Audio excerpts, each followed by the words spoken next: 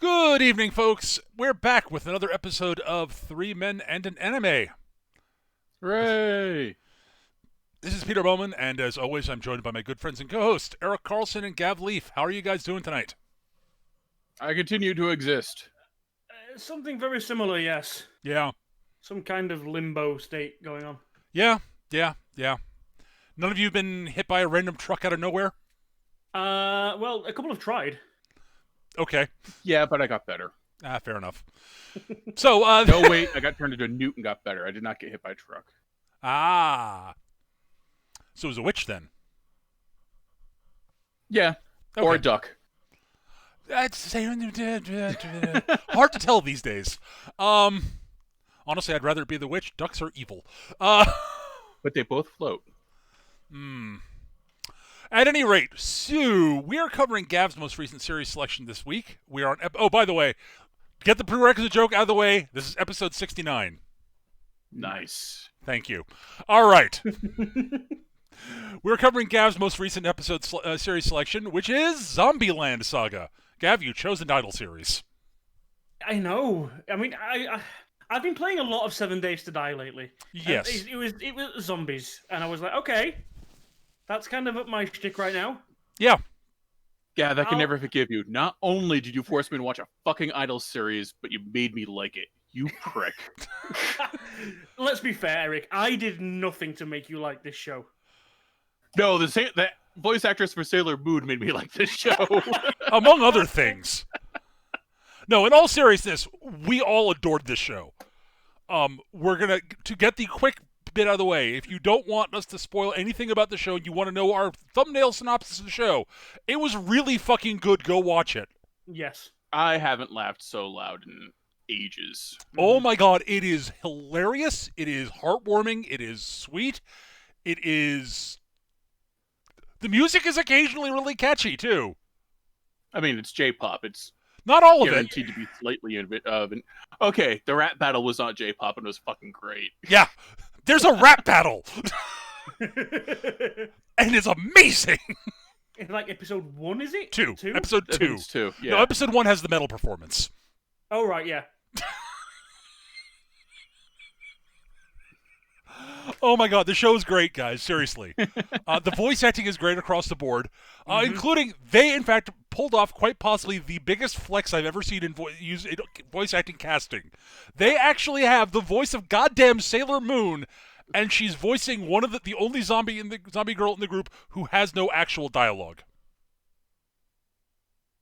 Yeah. Sailor Moon, from the original, 90s version, all the way through, she has always been the voice of Sailor Moon. Yep. And her dialogue in this show is...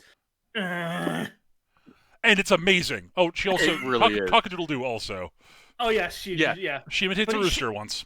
But you know what? It shows how good a fucking voice actress she is, because, oh my god, she emotes so well through that. Oh my god.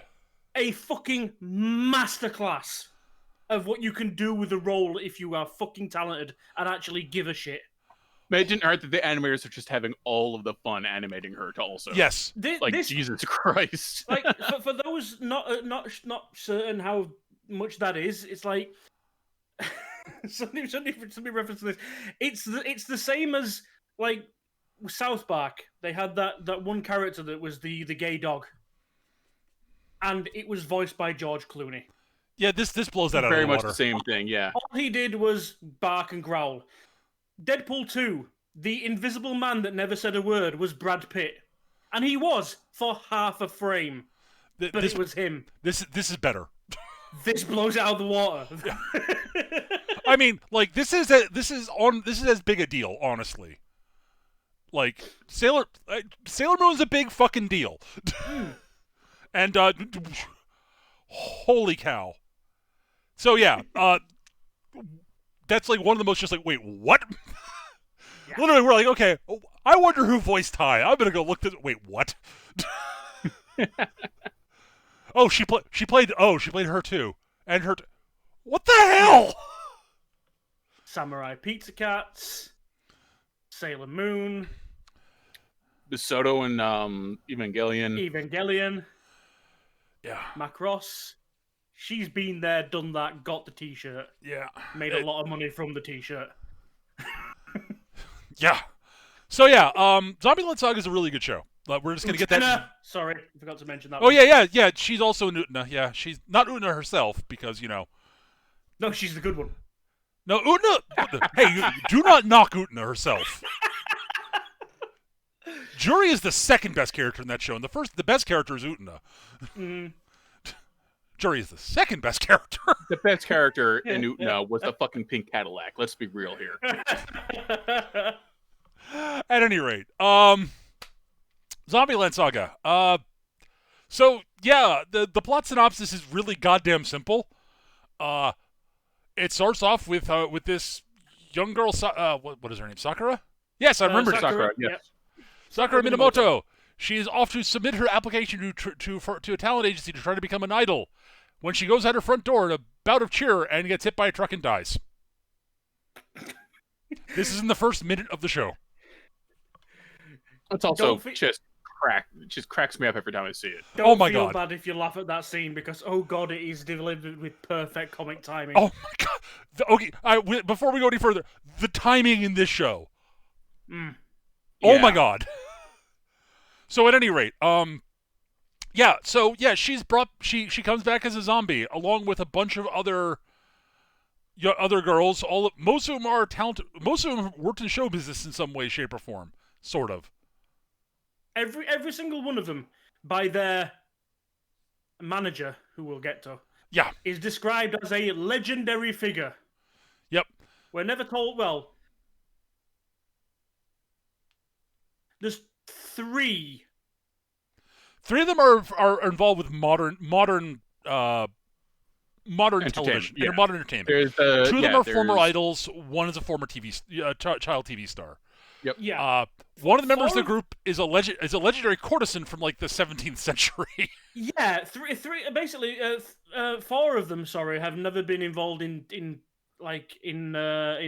idol the idol lifestyle before. An argument could be made that being a legendary biker gang leader does require a certain degree of charisma that can translate well, and it does. Yeah. Yes, one of them was the leader of a biker gang, and she's also Saki's amazing. Yeah, they're all great, honestly. I don't know. They're more often than not, I want to kick Junko in the head. I think she's a fascinating character. Although it will say a lot that I remember that her name is Junko. Yeah, that's it. By the end of this, I am terrible with names, and by the end of this show, I've pretty much remembered everyone. Yeah. And the legendary Tai. We're not told why she's legendary. She just is. She just is. That's the one that's voiced by. Absolutely true in every sense of the word. Oh my God, she is the funniest thing in the show, and that's saying something. She's the funniest thing in the show. She's great. I love her to death. She is worthy of being written down, hence legendary. Yeah. The only person in the group who really isn't a legend in some way, shape, or form is Sakura. Yeah. Which they've been brought together as zombies. Sakura is the only one who is conscious and able to is aware of what she is self-aware at the beginning of the thing. They refer to it as waking up. Yes. The opening scene, at least the opening after the van, is a great scene where it opens up with Sakura waking up in this dusty old poorly lit mansion kind of scenario, wooden walls, wooden floors, walking out trying to find what's going on, and is accosted by these this horde of zombies, and they draw them in such a way they look horrific, and it in that instant I was like, why have we never had? I mean, Japan they're the ones that produce the Resident Evil games. Why haven't we ever had a real zombie apocalypse anime? I listed off 3 when you asked that question. Yeah, but none sprung to my mind at that point. An actual proper, Romero-style zombie apocalypse. You don't really get that from Japan a lot. I listed off 3. Yeah. I've never heard of them, so shush. They certainly haven't entered the popular zeitgeist, at least to the same degree. But then you get like you know she goes to this thing. She manages to escape and hits the street and runs. And God bless this poor fucking cop. This poor cop meets her. I mean, this is the scene that everyone will have known because when this is the promotional scene they dropped when this show first started trailering. And this guy, you know, he pulls up. There's this young girl in the rain. Looks like she's out and alone. And he's like, "Hey, are you okay? Do you need help?" And I'm not. You know, you're gonna have to tell me something. I'm gonna have to arrest you. And then he gets close enough to see that she's also this hugely grotesque zombie. And he panics and shoots her in the chest. She's like, "I'm not a zombie. I'm not." Oh, poke. Oh. Yeah. At which point the manager beams the cop out unconscious and takes her home. Yeah. Hits him with a shovel. Yeah. And so we have a scene where the manager explains his plan to save their home the prefecture which they're in, the Saga prefecture, which is suffering declining population and aging population, therefore declining population. Yeah. So he's decided to create a idol group, a local idol group from these zombies. I mean, it makes just as little sense when he tries to explain it. Yeah, well, you need to put that necromancy doctorate to use somehow. Yeah, this is the thing. At this point, he's never explained how he did it or why he did it. We can infer why he did it by the end of the season. Yes. There are reasons. But yeah, this guy he shows no aptitude for magic or anything like that. He's not a wizard. Not as far as we know. Maybe he is, maybe he isn't. I don't know. He's just some dude that has managed to resurrect 7 zombies from all different periods in time. And Gav is not wrong about 7 because the dog is also a zombie. Yes. There's 7 girls too. There are 6. No, you're right. There's 7. I miscounted. Yeah. Okay. There's the zombie dog. 8. Then. Yes, I miscounted. Who he recalls Romero, which is great. Yes, the dog's name is Romero, and that's fucking brilliant. Just briefly on Romero. Most of the time, Romero is shown as this cute little fluffy patchwork dog that does cute things, and then every once in a while you'll see him from the perspective of like people that aren't undead, and he's just this ghoulish, shambling hellhound, and it's great, and I love it.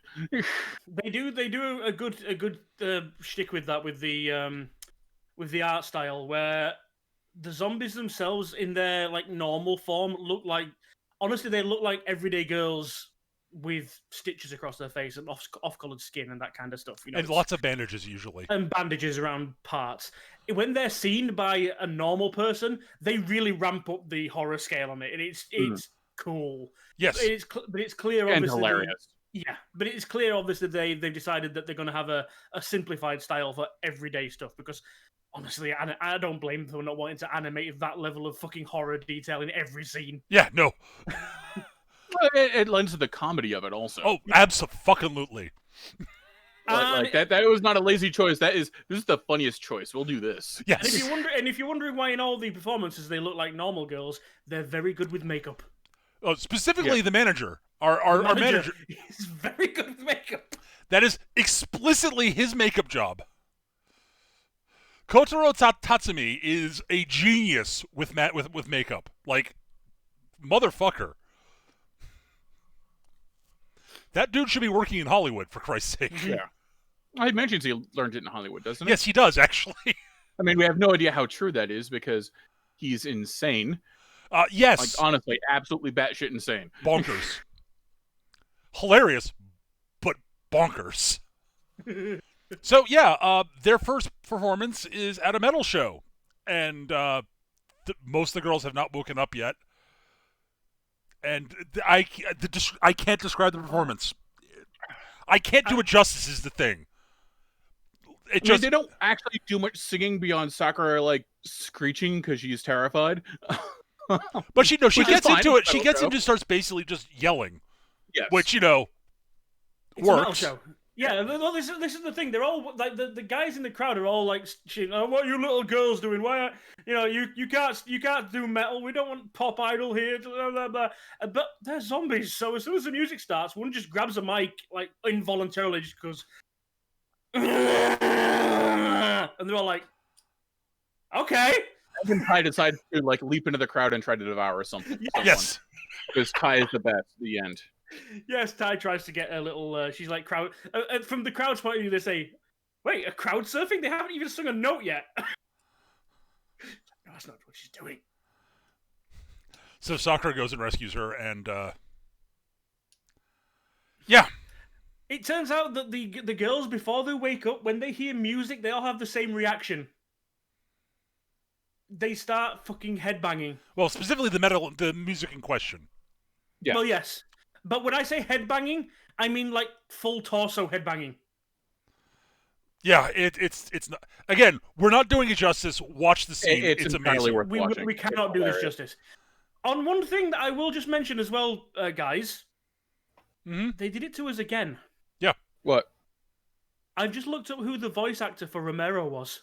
Oh, who was it? Yasuhiro Takato, who was the voice of Artemis, the white cat in Sailor Moon. Yeah. Let's see what else. Quick look through here. Yeah, he was Gluttony in Full Metal Alchemist.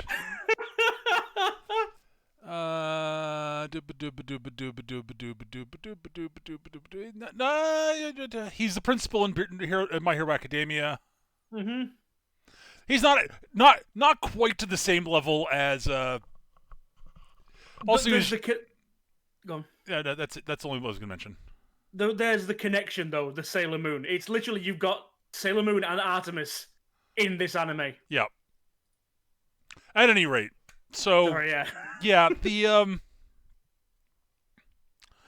so yeah, that's the first thing, and then after they get back, the next morning the other girls wake up, except for Ty. Ty never does, and it turns out to be one of the most Ty not waking up is A, the funniest thing to have done. B, dear God, Ty is comic gold throughout the entire fucking show. And C, it leads to one of the most heartwarming scenes in the entire goddamn series. Yes. Oh my God, Ty is amazing. So as we go through the series, we get to know likes of Lily and Junko and I can't remember the courtesan's name. Yugiri. Yugiri, thank you. And Saki and Tai, because we do get to know Tai. Yes, I mean, not as a person, but as actually, she is now. That's the thing is, she's weirdly she has a personality. It's just we get to know her. Yes, we actually get to know Tai. It's just that she's not human; she's a zombie. And it's very clear that there is something going on in her head. Mm-hmm. It's just not normal. With everyone else, we get their backstory. We find out how they died. The main issue, well, apart from Yugiri and Tai, because I'm guessing that's for season 2. And yes, season 2 is coming this October. Yeah.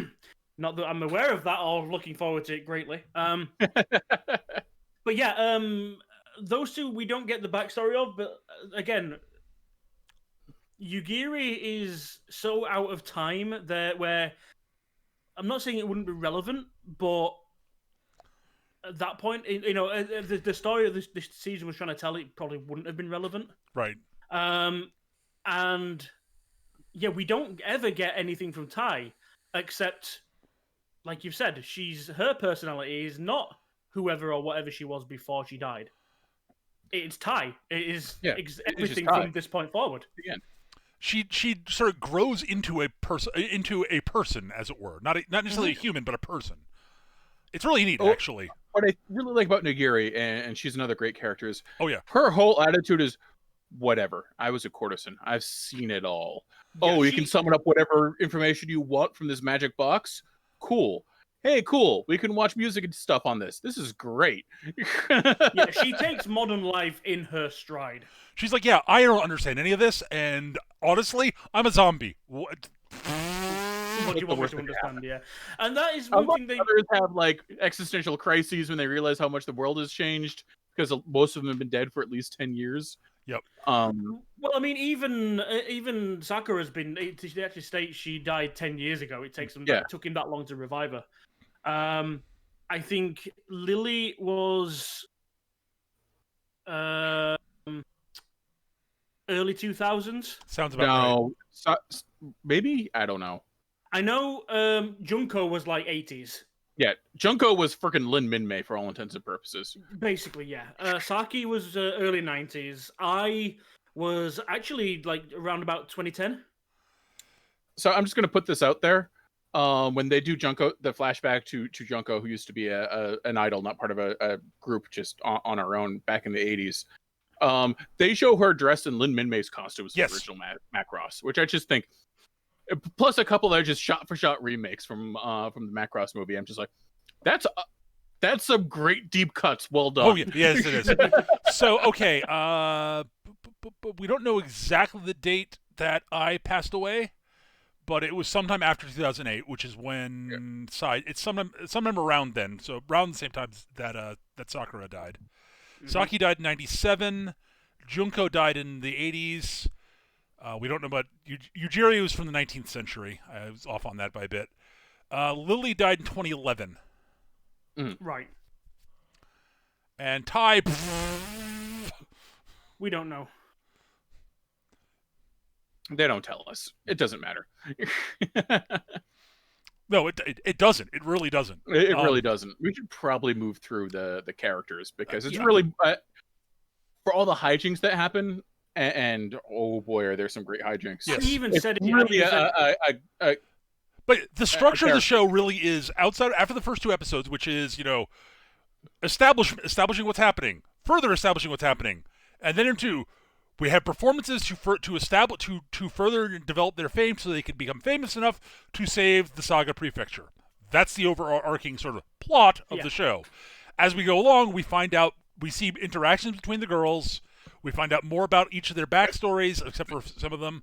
We get to the final two episodes when we have the big dramatic moment that changes everything, flips things on its head, and then we get to the resolution and the big final show.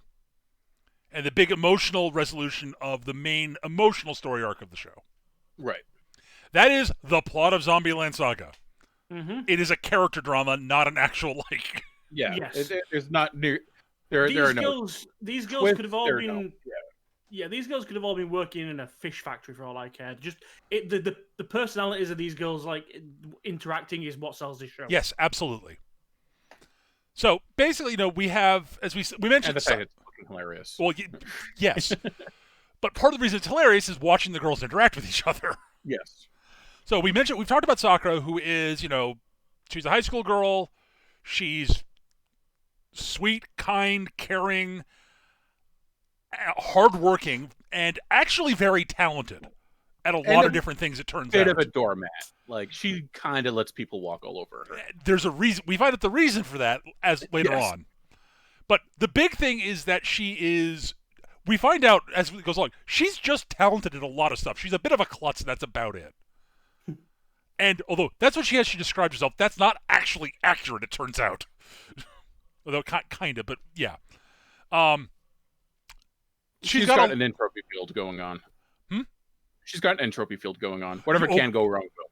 She is horrifically unlucky, is what it boils down to.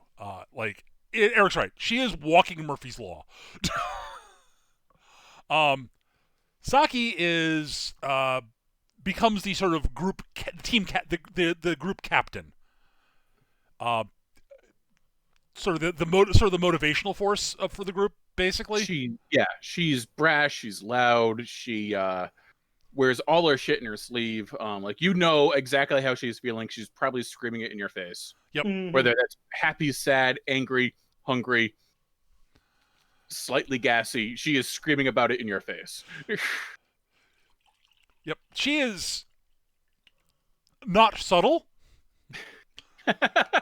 She's about as subtle as a brickbat through a window. I mean, but again, she's got a big heart and is very quickly, once she decides to be on your side, she's behind you the whole fucking way. Yep. And is a natural leader, really.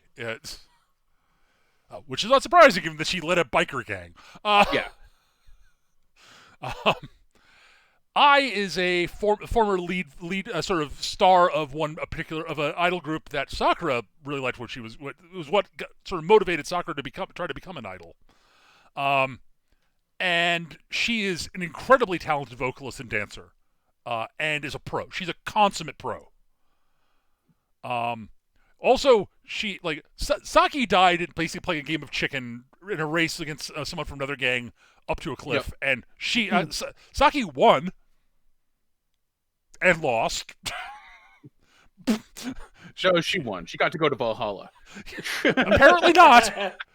Only if Valhalla is performing, singing J-pop with a bunch of other girls. Given what we know about Odin, it might well be. Yeah, fair point.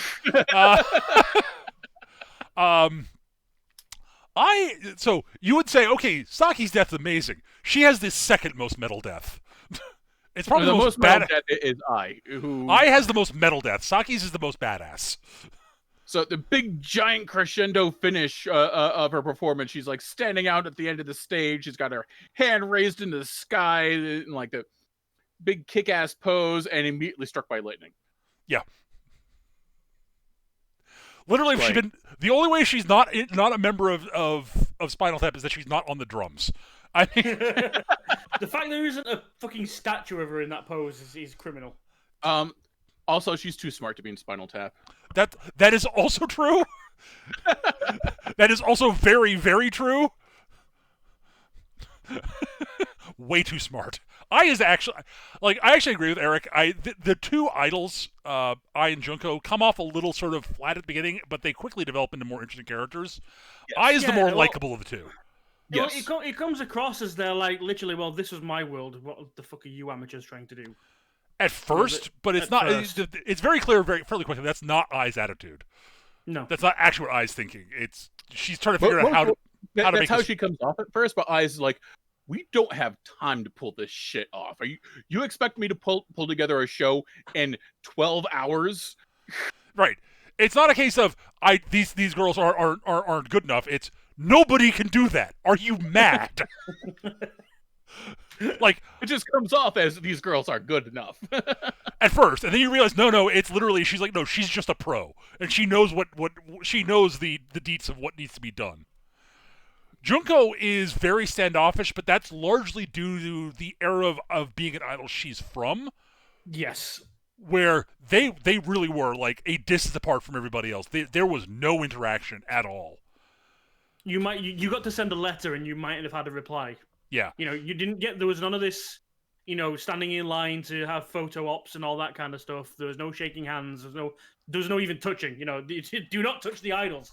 Well, that is definitive. Now, well, it's still very much a thing because, duh. But yeah. Yeah, so her whole Junko is a much more internal character than I is. Yes. And which means she's just not as interesting, honestly. She's a good character, don't get me wrong. Like, she's the least interesting character of a bunch of interesting characters. Yeah. Which is interesting because she gets more screen time than Yugiri and is nowhere near as interesting. Yeah. Yes. The thing with Junko, unfortunately, is her main issue is literally her sulking and going, "This isn't how it used to be." Yeah. And whinging that it's not how she remembered. It's not how it was back in her day. Meanwhile, you've got Yugiri, who's like 2 centuries out of date, going, "Yeah, this shit's fine." Oh no, you have to take photos with the people watching us perform. That's cute. Anyone else from my time would be like, "Oh my god, you're stealing my soul." It's not even that. It's It's very much like a. So it flashes a light and then it captures an image of me. Yeah. Wow, that would have made things so much easier. Yeah. Yeah. Lily is the youngest of the group. Well, when she died. Yeah. she's she is a tremendously talented actress, and can sing and dance. She's incredibly talented. Yeah, she's also trans. Yep. And like 12. Yeah. This is something that like gets brought up like. What I find really cool about that is like it gets brought up like in her episode like 9 or 10, and like the plot is not like, oh no, we've discovered that she's trans. It's no, her dad shows up and everyone's like, what the fuck? Is okay, well, here's the story about how I died and my relationship with my dad, and everyone's like, oh okay. Well, So what was her given name? No, so and like she meant like she hearts- her dad basically keeps in the story. Her dad refers to her by her boy's name, Masato, and like they're like, so who's this Masato person? She's like, oh, that's my actual name, and Saki thinks it's goddamn hilarious because to be fair, Lily is so fundamentally girly on every level. Yes, and then finding out she's got the name that's effectively like Chet Beefsteak. Yeah, that's funny. Yes, admittedly, that's the part that Saki is making fun of. She's yes, like, holy hell, that's butch as fuck. Yes, that's the point. Yes, like it's like she's making fun of Lily because she was born a guy. It's just that's your given name. That's great. And like they're all like, yeah, no, you're Lily, whatever. And Lily's ecstatic about this because it means she's not going to grow facial hair anymore. Yes. Like this whole being a zombie thing is like, great. I'm 12 forever. Fuck you, puberty. Yeah.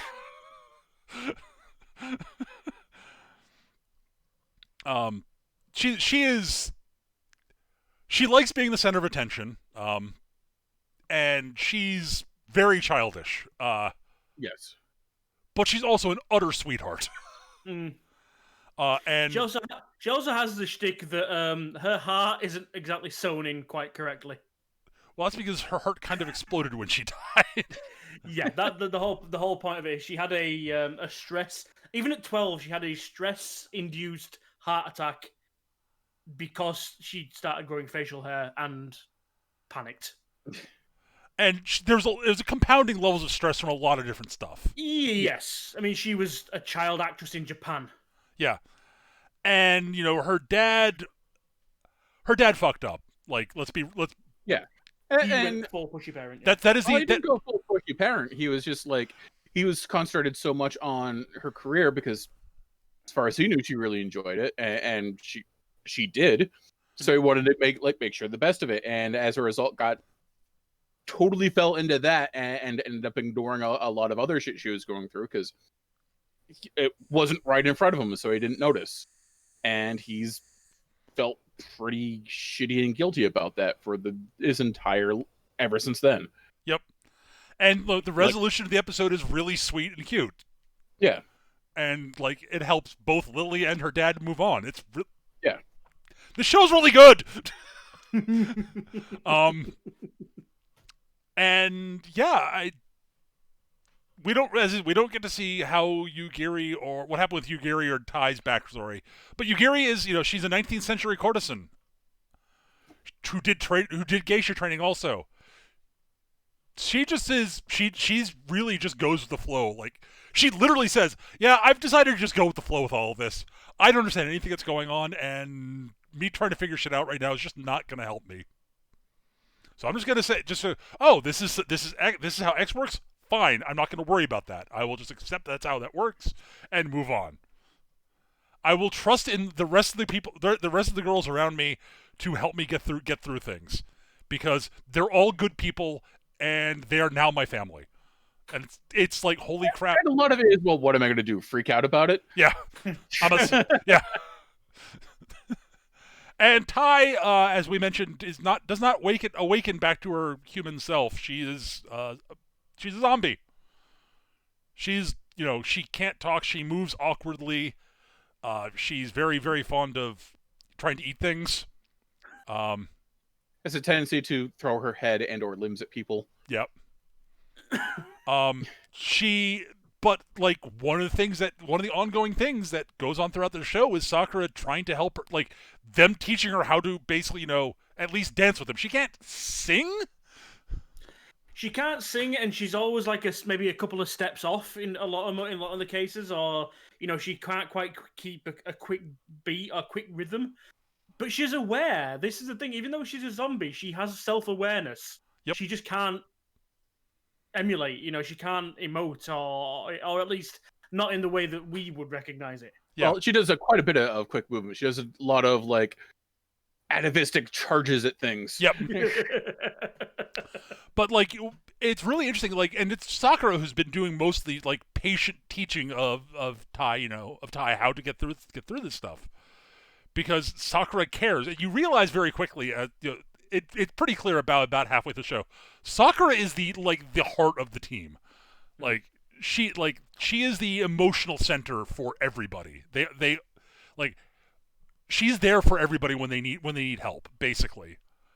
Like, literally the only person she doesn't go to is not the only person she's not the first to reach out to when they're in trouble or need something is literally Junko, and that's because Sakura is because that happens at the exact same time that it happens. I and Junko have the issue at the same time, and basically it's divided. No, she actually goes to I. It's the other way. I had it the other way around. It's I. She's not the first to reach out to, because Saki is the one who helps I out. Because, well, they've gone off in different directions, and I and Saki are like, well, one of us I guess they basically have to split it up at this point. And they do their best to help them. It's actually, again, and Sakura is there for everybody. And as Eric said, she's a bit of a doormat in some ways, but also it's not just being a doormat. She's literally like being an emotional rock for everybody, which is, yes, given her, given the way she turns out she is, that's sort of interesting. Kind of ironic, actually, it turns out. So yeah, that's the basic sort of arc of the show is performance, trying to figure out, doing something to help the group out. Zombie shenanigans happen. And the shenanigans are always hilarious. Yes. We've got to film a commercial for a restaurant that sells fried chicken. Oh God, Tai, why? So never ever take your eyes off Tai. No. Like, whatever is happening in the middle of the screen is not as interesting as what Tai is doing off in the corner. The artists and animators have so much fun with Tai in the background of every scene that she did. It's amazing. The thing is, with this show, you can tell they've gone into... It's not overly... Right. Like, not every scene is going to blow your mind, animation-wise, or anything like that. But they have focused exactly where it needs to be. The facial animations in this show are amazing. They have so much fun with going off model for hilarious reactions. Yes. And no one... It's very rare that someone is just a background, right, a standee. They are still... Like, in a lot of shows, the background characters will literally just fade into the background and just be fucking... Like, might as well be cardboard cutouts. While the main characters... literally are. Yeah. While they're doing stuff, while the main characters, the focus of the scene, are doing things. In this show, they're still there. They're still present. They are part of the conversation. They are aware of what's, or at least they're listening to the conversation. They know what's going on. Tai is trying to eat someone. There's always something going on. The background is just as important as the foreground in this. Yeah. Oh my God. Like, even during the dance numbers, you can see the choreography going on, and just like once again, Tai just stumbling around in the back, but she's in position. She's where she's supposed to be, and is trying to do the moves. Tai is Left Shark, for those that remember that old meme. Yes. She's actually a little better than Left Shark, but yeah. But yeah, kinda. God, Studio Mappa just utterly crushed it with almost everything in this show. Even the thing that I have the biggest problem with the animation, which is that they'll switch to CG for the shows when they're doing a show, and it's It's painfully obvious it's CG. It's a little jarring, and then I realized no, that's what a lot of the idol focused TV shows do, and I'm like, oh, I get it.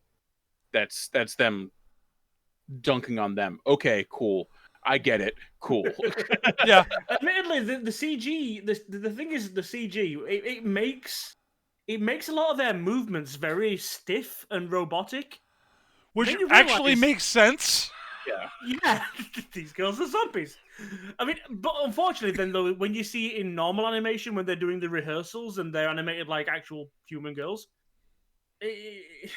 there's a little bit of a jar there. But yeah, again, it sort of ties into the how they see themselves versus what actually other people are seeing.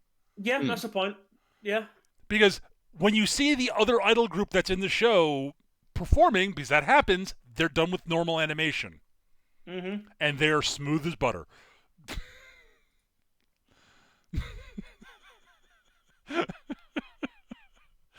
So yeah, again, it's sort of a wait a minute. That actually, like, I don't know if that was actually the actual intent, but I like to think it was.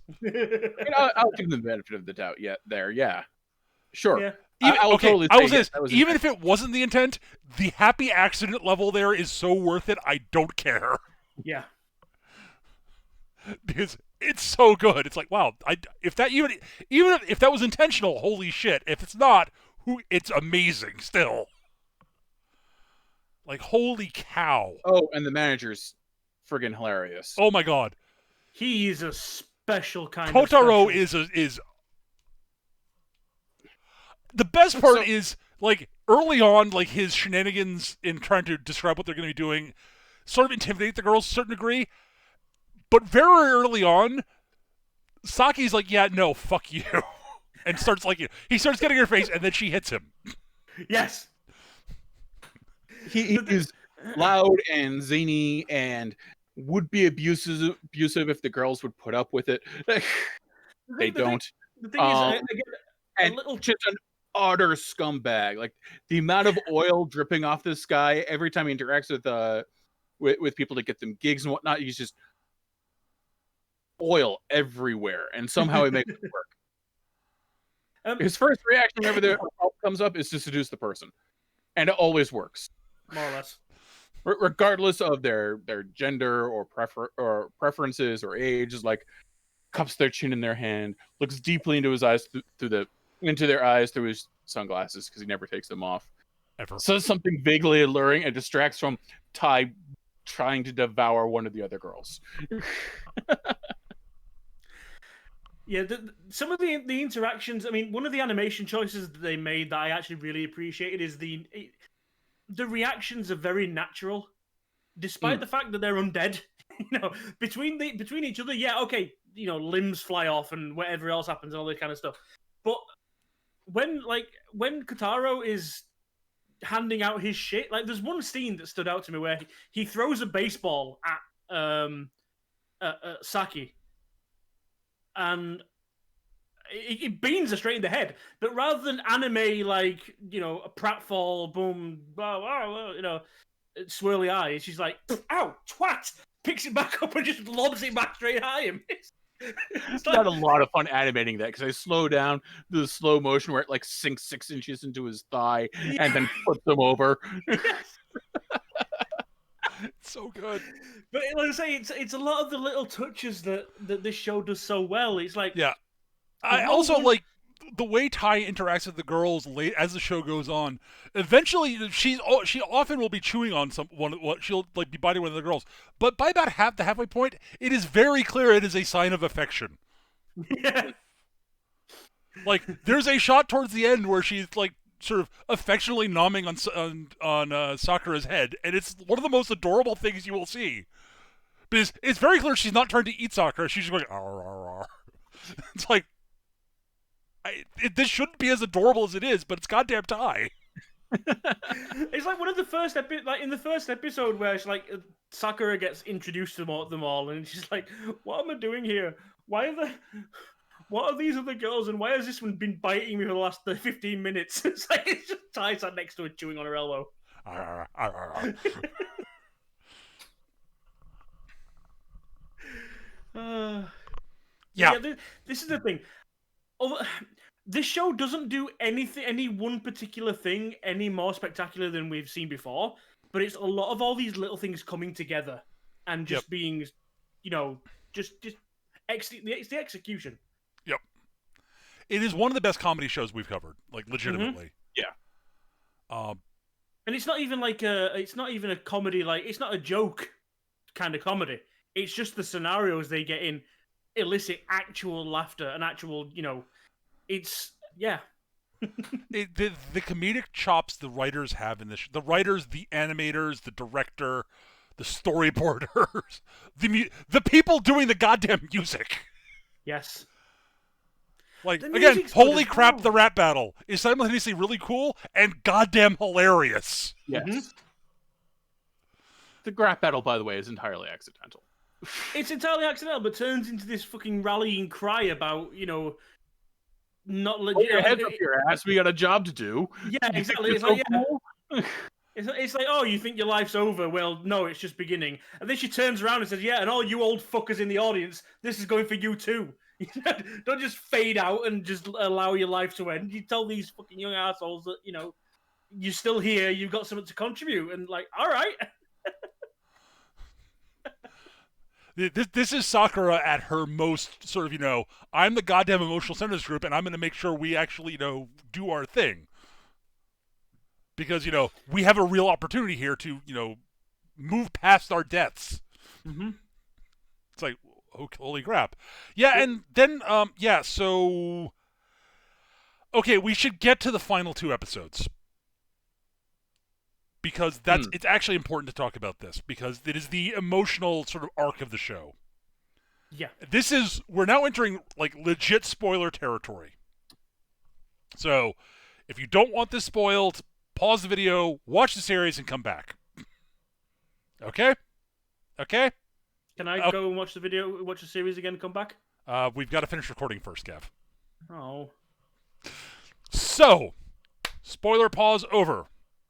All right, so at the end of the next to last episode, everything is coming up roses. They're about to have their big performance in at a new spot, in this hall, which is it was a place where where like local idols used to perform back in the day when it was a big thing, and it was an important place in the Saga Prefecture, and it's their first opportunity to have a real big actual breakthrough moment. And Sakura is all excited and happy about this, and is going outside to go take a walk to work off some nervous energy.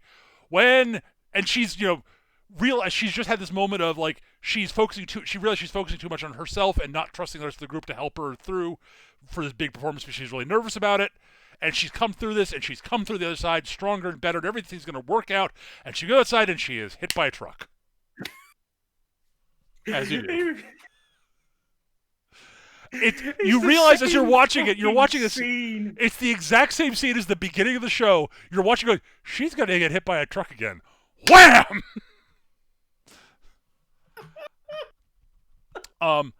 And she eventually wakes up again and has forgotten everything. It is parallel, like the exact same thing that happened in the first episode, where she sees the girls, everything's freaking out. But this time, the girls are awake, and they're like, what? The first one she runs into is Tai, which is what happened the first time, and Tai basically goes after the way in an affectionate way, as opposed to the previous, I'm going to eat you, more, yay, Sakura, you're awake. Sakura, I'm going to eat you. Wait, why are you running away? And, like, Sakura, like, shoves her away fiercely, and the animators do such a good job. You have this look of confusion, on her face, on Tai's face. Hurt. She is hurt. She's emotional. Like, what? Why? What? And all the things like down to the mirrors, where she grabs the poker, which she threw at one of the girls at I in the first episode when I was a zombie, and I flinches like, oh my god, no! And as I remember, it's like instinctively remembers what happened last time, and they eventually they realize, holy crap, she's forgotten everything. And like there are a couple of things that are like just utterly, like, you can see like the heart, like poor Lily, like yeah, Lily is utterly heartbroken. It's like she's forgotten, Because, Sakura's become one of her two big sisters now. One of her big sisters. She's like, what? No. And poor Tai is utterly crushed by this because, you can tell it's gotten through to Tai that it's like, oh, Sakura doesn't know who I am anymore. Sakura thinks I'm a monster. No. And so we find out, Sakura's life, not necessarily, okay, so... It should be stated that up till this point, Sakura has not remembered anything about she doesn't remember anything about her life. She has flashes of remembering seeing Ai's group performing. And that which was her big sort of, I'm going to become an idol thing. Now, it turns out what happened is Sakura basically is one of those girls who is very good at a lot of stuff. The problem is that every time she applied herself to do something awful happened to prevent her from doing it. Or doing it well, doing it correctly. She was chosen to star in the school play at age 8. She studies the line, memorizes them, is doing brilliantly in rehearsals. Everything's great. The day of the performance, she gets very, very ill and can't go.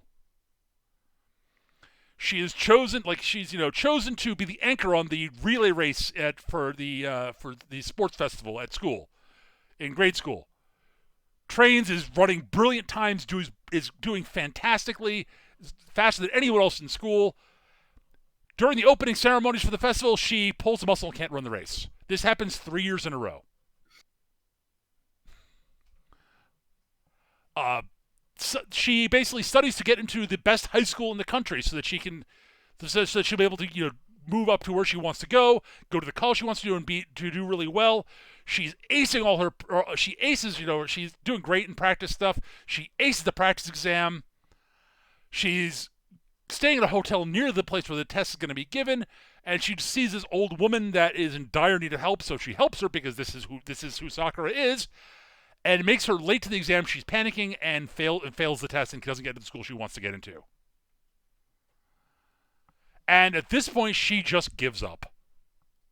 Because she realized she comes to the realization that no matter how hard she tries, it doesn't matter. It's just going to go wrong for her. She just gives up. Mm-hmm. Until she sees an interview with Ai, who goes on about yeah, I've had trouble and I've had failures, but those have all been learning experiences for me. I've used those to motivate myself to get better, and she goes because that's who I is. And Sakura's like, oh my god, that's really cool. I've never looked at it that way before. Goes to see Ai's performance, sees Ai absolutely crush Ai and the rest of her group crush the performance, utterly smitten. She goes, okay, great. This is what I want to do. I want to do what she does because I want to be able to inspire people the way she inspired me. She writes her application thing, goes to the door, and is hit by a truck immediately, and it wakes up a zombie. At this point, she's just like, I'm done. I give up. She's like, I don't have it in me. I can't do this. I'm just going to bring everybody else down. Because it's going to go wrong if I'm there, and it'll screw you guys over. I can't do that to you guys. I can't do that to anybody. So she's done. And so the rest of the next 2 episodes is basically the rest of the girls trying to get through to her. And trying to get her, look, and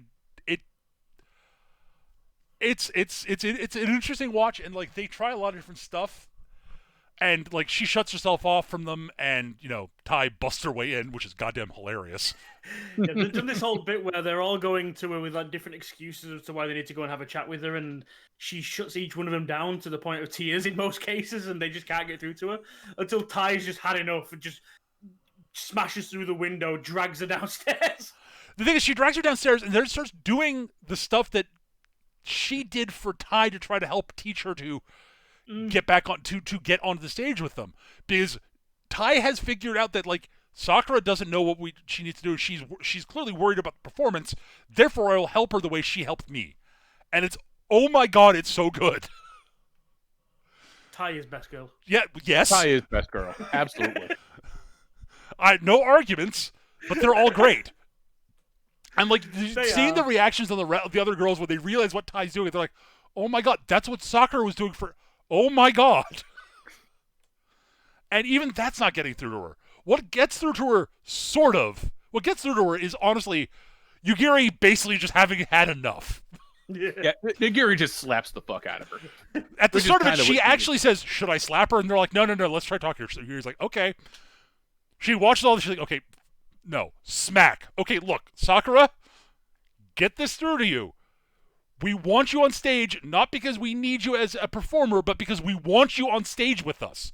We'd rather fail with you than succeed without you. You are our heart. We love you and we want you with us. It's like, God damn you, Kiri. She's so good.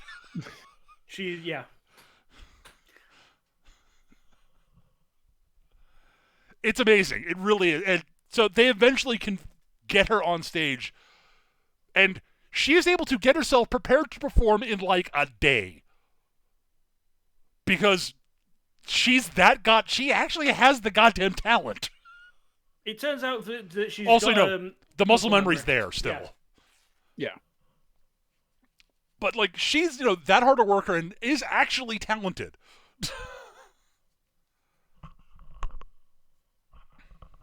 And they get them all set up, ready to go. And wouldn't you know it, the heaviest snowstorm that Saga has ever seen hits that very day. Yep, because of course it does. Like she's like, yeah, like I'm cursed, and like I actually points out, like I think it's if I remember correctly, points out, Sakura, we're all really unlucky. We're all zombies. Yeah. We all died in tragic circumstances. And Sakura's like, okay, that's actually a good point. It's like, yes, you might be more unlucky than most, but I was struck by lightning in my crowning moment. Come on. I mean, she doesn't say that, but like, it's not said, but you can read between the lines. And the performance, they perform very well. And the stage collapses under like the snow on the roof, and yeah.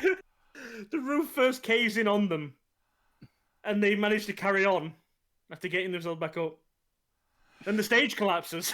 Yeah, the stage collapses, and like, everyone's like, "Okay, well, are they dead?" And they start getting back up individually and start singing without like any of the backing music because everything's kind of like been shut down. And like, it's this great bit where like it's Eyes. Eyes the first one back up performing. Because that was Saki. No, you're right. No, Saki's second. No, Saki's the first one because it's yes. Because of course it's Saki. She's got more fuck you than anyone. Yes. And Eyes like, okay, yep, I'm back up, and is right in there the pro she goddamn is. Yeah. Then Lily and Junko and Yugiri and Tai and Sakura's looking around going, the hell. But gets back up and just dives into it full-throated because fuck it, what else could go wrong at this point? And we then get to see, Kotaro watching Sakura having this moment on stage, and we flash back to her in high school being handed a CD of one of her favorite groups by Kotaro, who's one of her classmates. Did I mention it's been 10 years since she died? Yeah.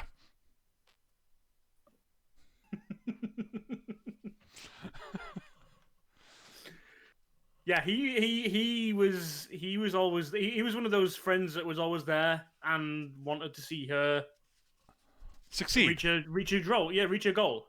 But obviously, he kept aging, and she hasn't put it together yet. At this point, well, her memory's been gone most of the time. Well, yeah, there is that. But yeah, and it ends with them basically, yes, we've ends on a great sort of fuck yeah, they have a great performance despite everything virtually everything going wrong. They have a fucking legendary performance. Yeah. The news of that show will go absolutely mental to the point where they even go back out and give them an encore. Yeah. The stage is still a fucking wreck, but they have managed to put a show together because they got the sound working again. Yeah. No, that is a performance no one in that theater will ever fucking forget. Like, And the fucking stage collapsed, and the roof collapsed, and the stage collapsed, and they hauled themselves out of the wreckage and kept playing. motherfucker, these girls are badass. Yes. I mean, there was that one performance where they literally got struck by lightning on stage. Oh yeah, that one too. Kept going. Well, So it was yeah. clearly special effects. I mean, because they were glowing afterwards. They had the whole set almost fire, so it must have been, yeah, that must have been special effects. Clearly, obviously.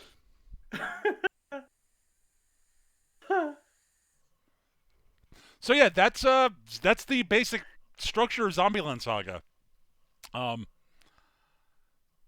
God damn, it's a good show. It really is. I mean, I'm sitting here with a grin on my face just remembering it. Yeah. You know, this is going to be one of those where I will be revisiting this show Yes. pretty quickly. I probably will too. It's Motherfucking Ty. That's all I got to say. Ty's. Here's the thing. Ty is best girl. I agree completely. She's the best. She's my favorite character in the group. But I legitimately love most of the characters in this show. Mm-hmm. Like, the only character I don't love is Junko, and I like her. It is a great cast. Like, holy fuck. Yeah. And I don't think there's an episode I disliked at all. Yeah. I mean, there is some that stick out in my head as being particularly good, like the last two, obviously. The last two are incredible, but the episode where they're filming the commercial. The fucking commercial, the episode where they're doing the stupid human tricks at the competitions in the mud flats. Goddamn Ty. Goddamn Ty. I mean, in both cases, goddamn Ty. Yeah. Ty is the goddamn best. Ty is the funniest character in the show, and that is saying something. Yeah. She is the funniest character in the show where Kotaro Tatsumi is in this goddamn show, and he should be the funniest character, and he's not even close. Yeah. Oh my god, it's so good. Oh. On top of that, whether you're into J-pop or not, the music is really good as well. Yes. It's all at the very least catchy. Yeah. At the worst, is, yeah, that was catchy. Yeah. I'm not sure there's a lot of music I would go back to listen to on its own, but it all works in context, and it's all It's all good stuff. Like, it's... Mm-hmm. I mean, I didn't care that much for the music, but like you said, it all works in context, and that counts for a lot. Oh yeah, totally, absolutely. Yep. No, it is done. It is well done. It is well executed J-pop. Yeah. Whether you like well executed J-pop or not. I mean, I'm going to be honest. I'm not a big fan. I'm not a big fan of J-pop. I wasn't terribly fond of all these songs, but they work in context, and I now have a sense memory of shit happening during those songs, which is why I like some of the songs off the Cowboy Bebop right, soundtrack. Totally. Yep, I hear you. Like, but it's like as well, if you actually pay attention to the lyrics as well Yes. as they're singing, the songs are really well written as well, Yeah. because they're all references to like they work as songs in their own, but knowing that these girls are all of the undead and then reading those lyrics again, they're like so many fucking levels to these. Most of them are every song all the main girls have a, like, you know, Lily, Sakura, Saki, Junko, and I all have a song where they sing lead. Mm-hmm. Although actually and all of those songs are in some way tie back to that character. And are about them. Lily's is about her relationship with her dad, and like, you know, and all that. Saki's is all about, you know, ride or die, and, you know, just living life on the edge. It's great. You know, Sakura is about, you know, falling down, getting back up, and moving forward. Like, okay, like, it's all like that. Like, Also, on top of that, the fucking intro. yeah. oh, geez, that intro. Okay, so the intro musically is like classic 80s/90s Sentai opening theme. Yeah. / you know, like, it's great. And Complete with the, like, We're in our costumes and posing, and colored explosions behind us. We're to fight a giant. I crab wasn't even getting to the actual animation. I was just talking about the music. Oh, okay. The music legitimately is literally 80s/90s Sentai music opening theme. Then the opening visuals are literally an 80s it is 80s Sentai. Gatchaman. It's Gatchaman, yeah. Yeah. But with this sort of pop art, sort of almost Kaufman-esque sort of color palette. It feels If you've ever seen Redline, Yes, it feels very much like that. except the colors are more muted. It has like that color palette they use. It sort of has that sort of muted sort of colors the way they do in the bits of JoJo when they go off color. Right, yeah. Again, it's literally going for that sort of Andy Kaufman-esque sort of type of coloring. I mean, That's sort of the impression I got, at least. It's like switching to negative, but all the colors are wrong. Except the colors aren't wrong here. They're actually the right colors. Yeah. It's just they're somewhat faded, and they use that sort of almost comic book printing. Yeah. Dots and such. It's really clever. It looks great. Plus, the manager dancing with the zombie boys is just hilarious. Fucking Kataro pulling out the Michael Jackson moves. It's like, what? And then Romero bites him. Oh my god, the intro is amazing. Seriously, go do after you listen to this.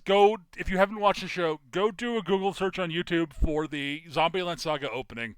And watch it. I have already put it in the 3MA intros list. Before we even started the episode, it is already there. Yeah. So, if you're not aware, I do this thing where I basically every time we do a show, the intro will be on this playlist on YouTube. 3MA intros should be linked somewhere. And yeah, they're all in there, and this one is fucking amazing. Yeah, it's one of the best openings we've seen. Literally, the absolutely. only openings I can think of off the top of my head that I think are better are Mob Psycho's. Just because, dear fucking god. Just the visuals in Mob Psychos are just both of those are just incredible. Mob Psycho's pretty transcendent. This opening is on par with Bebop's in a different way. Yeah, because this is completely there are certain intros we've covered that are amazing, and they do a good job in supporting the show, like Bakano. Yes, Jesus fucking Christ, Bakano the art of doing a good opening is something else. Bakano is Bakano in a matter of no time at all is able to tell you what you need to know about the entire fucking cast of Bakano. Yeah. Yes. The hell? How do you do that in a minute and a half? This is complete and utter hype with nothing to do with the show whatsoever. Nope. It doesn't go into the characters. It doesn't show you what the show's about. It's completely off-kilter segue into just nonsense. And yet it works somehow. Yeah. And yet somehow it gets the one thing it gets across honestly is the sense of humor the show has. Yes. And also because the girls are shown as a Sentai team, despite that there's 7 of them. I mean, again, Gatchaman, I guess. But they're shown as a Sentai team, and that makes sense given the bonds these girls end up having. Motherfucker. So good. This show's great. This show's great. Seriously. I guess we'll go into final thoughts, but so yeah, mine, then Eric's, then Gav. Gav, you get to finish it up because it's your recommendation. But Jesus fucking Christ, this show's great. This is legitimately one of the best shows we've done. Yeah, this is up there. This is definitely up there. I was blown away by how good this was. They're doing another season. Okay, so here's the thing. Zombieland Saga in 12 episodes has a complete story arc. It is Sakura's story. It goes through it is a full character arc. They could stop right there and do nothing else ever again. It would be a complete show, and I'd be ecstatic. They're doing another season, and in a lot of cases, my reaction to them is, why? You don't need another season. And I still kind of feel they don't need another season. But I'm okay with it. Like, I don't feel about the hearing there's another season the way I did when I heard there's a second season of Psycho-Pass. Is a good example. Psycho-Pass, season 1 of Psycho-Pass is one of the best shows we've covered. It does not need another season. That's the thing. The difference is, it's like, okay, there's season 2 of Zombieland Saga. Cool. Season 2 of Psycho-Pass. Why? Yeah, I'm like, I don't see why. I say, oh, they're doing another season. Cool. Like, I don't think they need another season, but I'm okay with there being another one. I'm fascinated to know what the fuck they're gonna do. Like, legitimately, I am 100%. I'm going to watch it for the simple reason I have no idea what they can do for another season.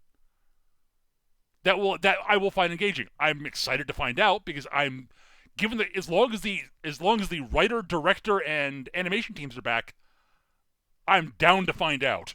If it's the same group, yeah.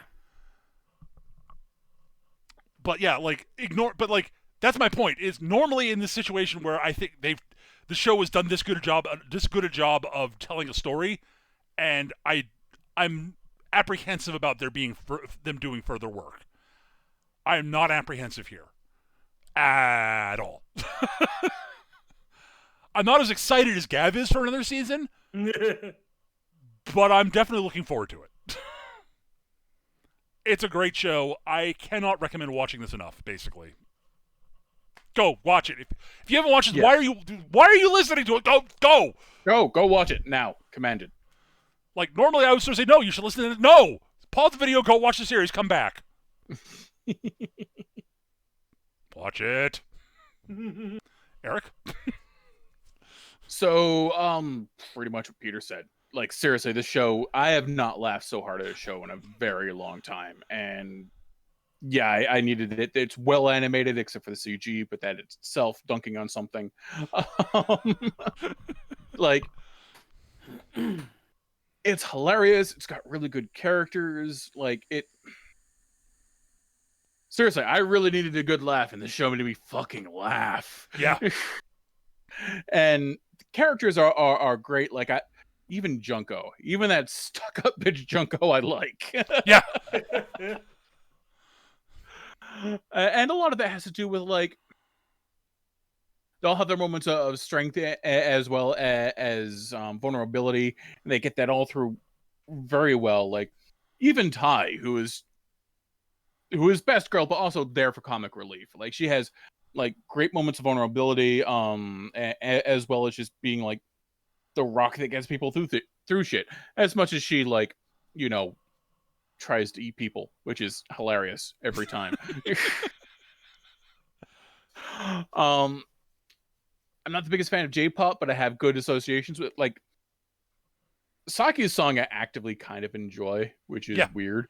Well, it's at least J-poppy of the songs, honestly. This is true. Saki's a fucking badass. Like, how do you not love Saki? Yeah, go watch this show. It's very funny. You will feel better for having laughed at this shit. Yeah. I don't mean that like, it's so bad it's good. No, I mean, it is active quality entertainment that is hilarious. Yes. Yeah. Highly recommend. If there's another season, cool, I'll watch more. If there isn't, it's fine. The story is a good place to end it. I'm happy if that's all there is, because I can always go back and watch more. If there's more, I will happily watch that too. I may have misspoken earlier, so it's not been confirmed for October. There was supposed to be a thing this year, a live action stage show. Because, of course. But unfortunately, due to the world imploding, that was cancelled. But they have announced, during the event when it was supposed to take place, they have announced that Zombieland Saga Revenge, is coming as a season 2. I don't know why they've called it Zombieland Saga Revenge, but okay. Because it's a zombie series, of course they've called it that. Yeah, of course.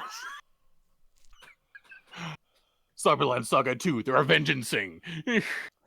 But yeah, so like these guys have already covered again most of my thoughts. I mean, Mappa, the studio behind these, just absolutely annihilated this. They're still producing a lot, and if you're not sure of that name, they're the guys that are handling the last season of Attack on Titan. So they do good work. Oh, they did God of High School. They're working. They got a high school. Dora Hedoro's apparently very good. Mm-hmm. This Banana Fish they also did also apparently very good. They did Rage of Bahamut. Yuri on Ice. Yep. Again, that's another show that's apparently very good that I've not watched. I've heard good things about Garo, which they also did is apparently very good. They're a relatively new studio, and they've apparently just done They did Kids in the Slope, which I've also heard is fantastic. Like, Jesus. They're apparently they're just like they're a new studio that just keeps doing good shit. Okay. Yeah. But like you said, as Eric and Peter have already covered, this is one of those shows you have to watch. 12 episodes, you have no excuse. If you enjoy entertainment, if you enjoy laughing, if you enjoy cute girls doing ridiculous things and zombies, I don't care whether you think you're too fucking, what's the word? Too cool? Too cool, yeah, that's it. Too cool to watch an idol show. Bullshit. Go watch this. There is no excuse. I expect everyone to watch this show by next week. I will be checking. It's good. But so yeah, we all highly recommend this. Go watch the show. It's a lot of fun. Yeah. And it's not just funny; it's got real heart too, which is the icing on the goddamn cake. That's the thing. Yeah. This is the thing about good comedy. It's never reaching for the joke. Right? Yes. It's not telling you a joke. It's just funny shit happening. I mean, it's telling you jokes too. You know what I mean, though. I know what you mean. Yeah. I know what you mean. It is well constructed humor, and dear God, they understand timing. It's good shit. So, that's it for Zombieland Saga. So, time for me to announce my selections. I'm on deck next. So, I've been flip-flopping between a bunch of stuff, and I decided to put together a poll for the Discord, for my Discord, and have people who follow our podcast on my Discord, and wanted to, and they and I'll let them vote on what they wanted to watch. And I forgot to change what setting this was on. Never mind. Anyway, so yeah, so I decided to pick what we wanted to watch. I just put votes up there. So I threw up a bunch of options, and two of the options that I threw on the list break our 26 episode rule because Eric opened the gates. Yeah, the seal has been broken. It's not my fault. Eric opened the gates. I blame Eric. I'm just like a comfortable place to lean on. And one of the ones that breaks the seal won, the longer of the two. So we're going to be doing a Gundam series, technically. We're going to be away for a while. Yeah, we're going to be away for a while because this series is 49 episodes long. It's as long as I think it's about the almost exact same length as Utna, if I remember correctly. It's the same ballpark. Utna was 24 episodes. I don't know what you're talking about. Don't lie, Eric. You know it's not. It's 24 episodes once you remove the freaking Necromancer story arc that went nowhere. At any rate, yeah, we're doing we're doing Mobile Fighter G Gundam.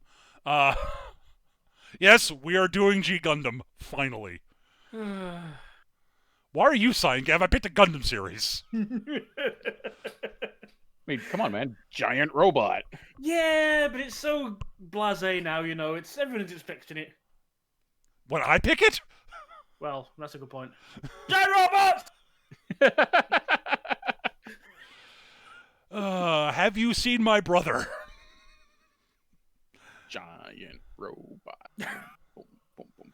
Yeah, so we're doing the Gundam series that is quite possibly the first of the this is not a traditional Gundam series. Oh, you mean the ones I like? The ones where we're not just murdering children. You one of those. You liked Iron-Blooded Orphans. Yeah. But it's nice to break the formula every now and again. Yeah, we're not. This is not a real robots robots at war series. This is a super robot series. Pretty much. So yeah, We'll be back in like a month and a half, probably, with Mobile Fighter G Gundam, guys. Thank you so much for watching, and we'll see you guys when we finish Gundam, or we decide to do a special to make sure you guys don't forget we exist. Yeah. That might actually happen. It might be a good idea. Thanks for listening, everybody. Hope you enjoyed. Oh, right. If you're listening to us on YouTube, like, share, subscribe. You know, the usual YouTube bullshit. Feed the algorithm, guys, please, dear God. Smash that like button and subscribe. Comment. The commenting actually is actually a big help too. So yeah. But anyways, guys, thanks for listening. Hope you had fun, and we'll see you guys next time. Bye, everybody. Bye.